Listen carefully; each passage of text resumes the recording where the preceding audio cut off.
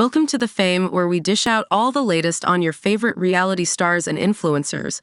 Today's episode is packed with drama, hot takes, and some deep dives into the Duggar family world. Here's what's on the agenda.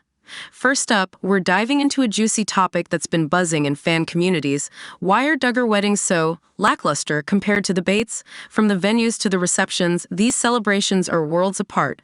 And today we're breaking down all the reasons behind these striking differences. Trust me, you won't want to miss this. Then we're jumping into episode 7 of Duggar and Jeremy Vuolo's podcast.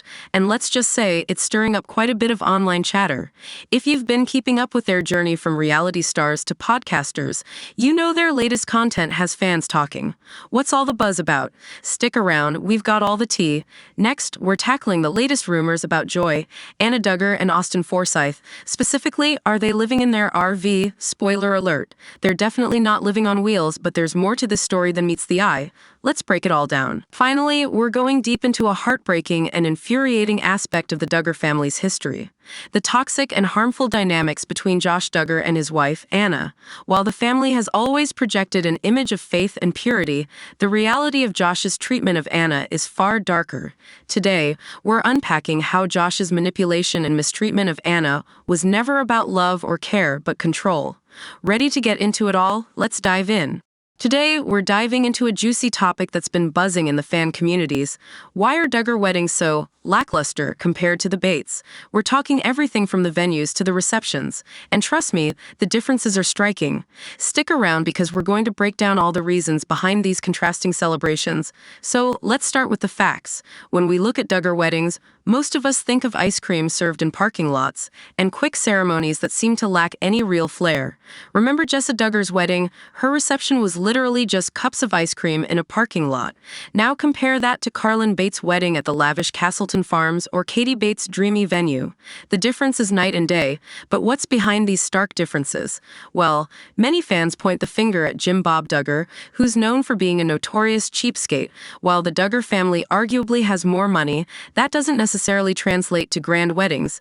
It's rumored that Jim Bob likes to keep things simple and cheap, especially when it comes to his daughter's weddings. Some even speculate that he's saving the family's money for more pressing issues, like legal bills for certain family members. On the other hand, the Bates family seems to take a completely different approach. They love to throw a good party, and it shows.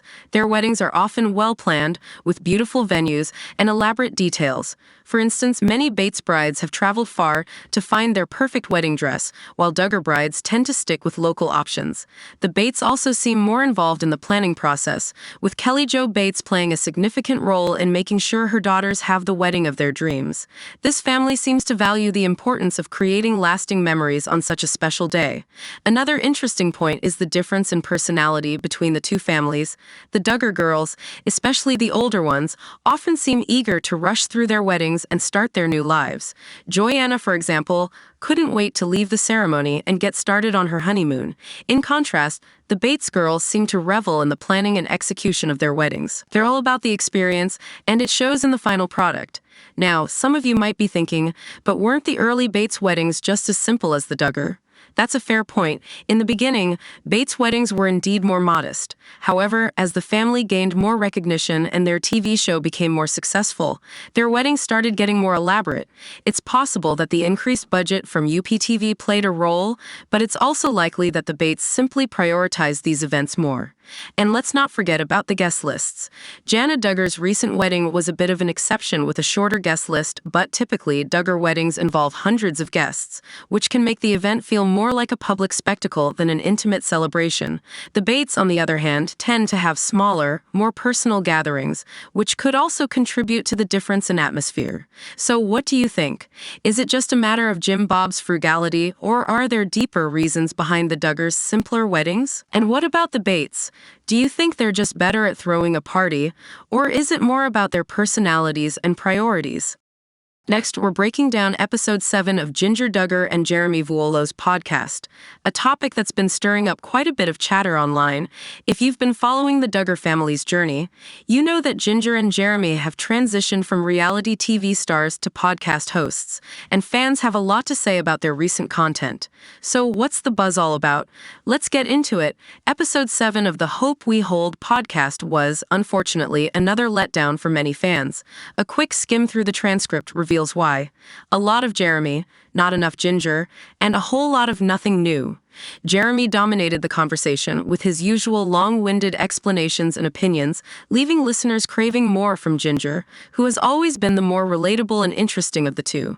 One particular moment that stood out was when they were asked a seemingly simple question: "What's your favorite restaurant in LA?" Jeremy's response: "A couple of chain restaurants, including Chipotle, which, as most of us know, is hardly exclusive to Los Angeles." Jinger tried to steer the conversation to more local spots, but the entire exchange ended with them vaguely mentioning concerns about crowding and privacy, as if their presence would somehow overwhelm a restaurant. Eventually, Jinger mentioned a place called La Coupe, known for its hot chicken sandwiches, while Jeremy added a temporary truck restaurant in a parking lot to the list. For a couple living in a city like LA, known for its diverse and vibrant food scene, this was a surprisingly underwhelming answer. But that wasn't all. Jeremy also spent a considerable amount of time discussing his views on public versus private schooling. He emphasized how parents need to be hyper-vigilant no matter where their kids go to school, which sparked concerns among listeners about the fear-based mentality that seems to pervade their parenting philosophy. This segment highlighted a recurring theme in their podcast: a lot of talking, but very little being said. Fans couldn't help but notice how carefully Jinger and Jeremy avoid revealing anything truly personal or interesting, making the podcast feel like one long, tedious non-answer. Their interactions were also a point of discussion.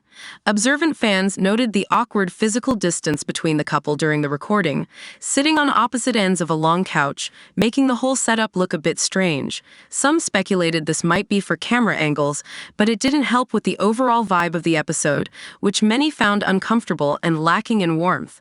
Interestingly, Jinger and Jeremy did touch on the topic of having more children, with Jinger mentioning the possibility of twins.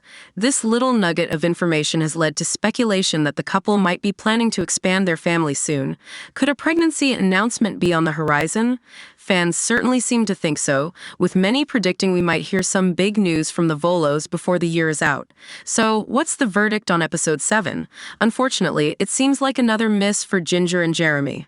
While there were a few moments of interest, the episode largely fell flat, with fans left wanting more substance and less filler. If you're a diehard Duggar fan, you might find some value in tuning in, but for many, this episode was just another reminder of how boring the Vuolos' content has become. Do you think Jinger and Jeremy will step up their game in future episodes, or are they just too stuck in their ways? And what do you make of the speculation about them having more children? Then we're diving into the latest updates on Joy, Anna Duggar and Austin Forsyth, specifically addressing those rumors about them living in their RV. Spoiler alert, it looks like they're definitely not.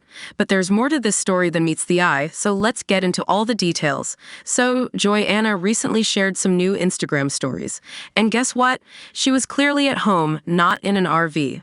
Despite all the buzz about the Forsyths possibly downsizing and moving into their RV, it turns out those posts were actually from a trip to Colorado. Joy explained that they had been away for 10 days, celebrating their daughter Evie's birthday with Austin's family. This wasn't just a spontaneous getaway either.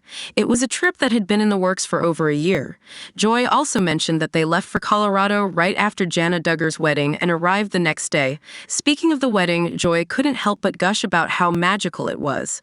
She described Jana as looking like a real-life princess and promised her followers that she'd share some pictures soon. It seems like Joy was genuinely thrilled for her sister and had nothing but kind words to say about the whole event. But here's where things get even more interesting. Despite Joy being back at home, there's still a lot of speculation about the Forsyths' house being up for sale. Joy hasn't addressed this directly, but she did hint that there's a lot going on in their lives right now, and she'll be sharing more in future posts. Some fans are convinced this might be a strategic move to keep their home spotless and ready for potential buyers, especially with two little ones running around. It makes sense, right? Why not stay in the RV temporarily to make the home selling process a little less chaotic? So what do you think? Are Joy and Austin preparing for a big move move, or is this just another Duggar-style cliffhanger to keep us all guessing? Whatever the case, one thing's for sure. Joanna always keeps it real with her followers, and we can't wait to see what she shares next. Finally, we're diving into a heartbreaking and infuriating aspect of the Duggar family's story. Specifically, the toxic and harmful dynamics between Josh Duggar and his wife, Anna. While the Duggar family has long projected an image of purity and faithfulness, the truth about Josh's treatment of Anna reveals a much darker reality. Stick around as we unpack how Josh never truly loved or cared for Anna, treating her as nothing more than an object to fulfill his desires. From the very beginning, it was clear that Josh Duggar's priorities were not rooted in love or respect for Anna. He pursued her with one thing in mind: satisfying his own needs. Once he achieved that, his interest in her as a person, a partner, and a wife evaporated. Josh's actions repeatedly demonstrated that he viewed Anna not as a human being with feelings and desires, but as an object, something disposable once he got what he wanted. He showed this through his infidelity, blatant disregard for her well-being, and complete lack of empathy, all while hiding behind the guise of religious piety. In the Duggar world, women like Anna are taught from a young age to remain pure and obedient, promised that if they follow the strict rules laid out by their faith, they'll be rewarded with a godly husband. But for Anna, that promise turned into a cruel joke when she married Josh. Instead of receiving the love and respect she was promised, Anna found herself trapped in a marriage with a man who saw her as nothing more than a possession. His indifference was visible in nearly every interaction they had, from their wedding day to the years that followed. Take, for example, their wedding day, a moment that should have been filled with love and excitement. Instead, when Anna walked down the aisle, Josh's reaction was anything but loving. He looked bored and disinterested, as if he was just going through the motions.